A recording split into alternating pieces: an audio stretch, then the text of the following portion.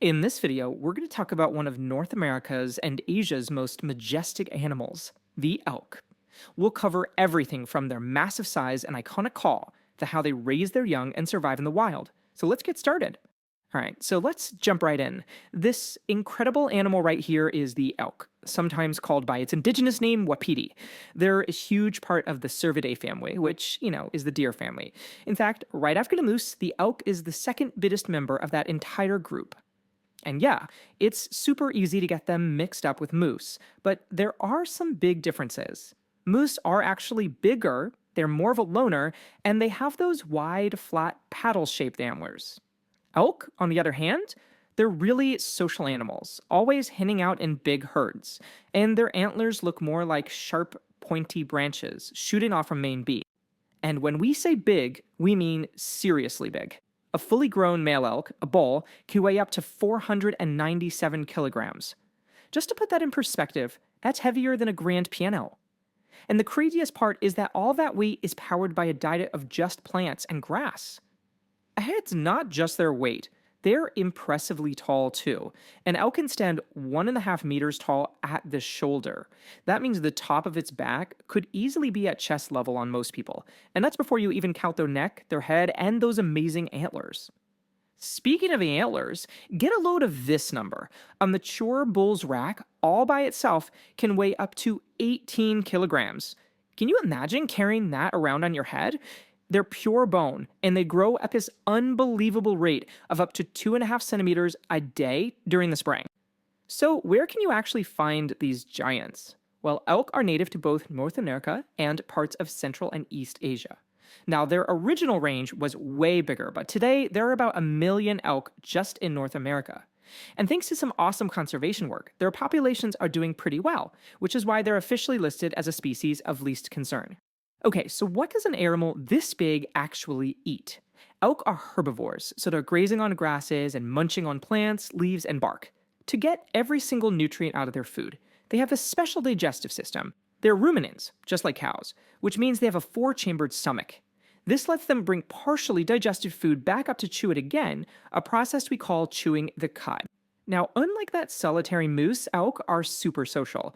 They live in these big herds for most of the year, and they usually separate by gender.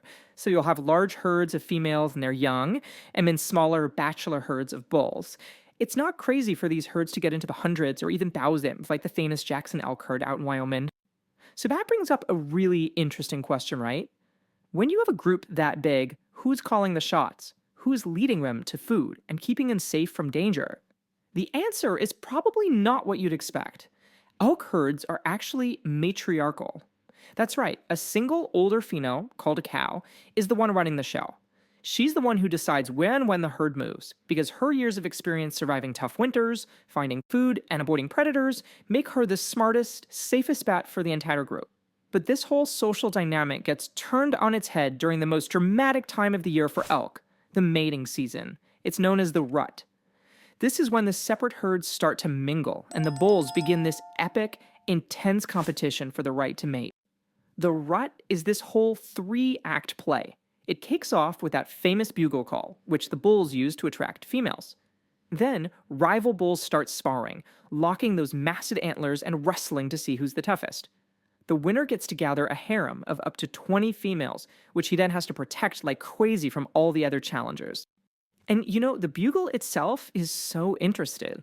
You'd expect this deep, booming roar from such a huge animal, right? But it's not like that at all. It's this series of high-pitched whistles and screams. It's a totally unique sound, and it's so powerful it can echo through the mountains for kilometers. So, after all the drama of the rut, a pregnant cow will carry her calf for about 8 to 9 months. She'll usually give birth to just one calf in the late spring, and she'll find a secluded spot to do it. The cat has this amazing built-in survival trick. It's born almost completely setless, which makes it incredibly hard for predators to find. And that trick is super important, because elk have to deal with some pretty serious predators out in the wild. Gray wolves are their biggest threat, but brown and black bears, cougars, and even coyotes will go after elk, especially if they're young, old, or sick. But here's the thing. This relationship between predator and prey is way more complicated than it looks. By focusing on the weakest members of the herd, Predators like wolves actually play a super important role. They help stop diseases from spreading and make sure that only the strongest, healthiest elk get to reproduce. In the long run, it actually makes the whole herd stronger. Alright, as we start to wrap this up, let's hit a few fun facts. First off, remember that incredible bugle we talked about? Well, that sound officially makes the elk the loudest member of the entire deer family. No contest. And the other name, Wapiti, we mentioned it earlier, that name comes from the Shawnee and Tree people, and it literally translates to white rump, which is a perfect description of that light-colored patch of fur they have on the backside. And that incredible survival hack for the newborns is worth mentioning again. Being born almost completely without a scent is just a brilliant adaptation. It keeps them hidden and safe during those first few weeks of life when they're the most vulnerable. So, how long do they live? You might be surprised by this one. Elk often lives longer in the wild than they do in captivity. Some have been recorded living for almost 27 years. And finally, one last key detail about those incredible antlers. Only the male elk, the bulls, have them. And, unlike horns, antlers aren't permanent. They actually shed them every single winter and then grow a completely new set each spring. It's a pretty amazing cycle of renewal. Alright, that is it this video, everyone. Thank you for watching. Please make sure you're subscribed to our YouTube channel, and I'll see you in the next video.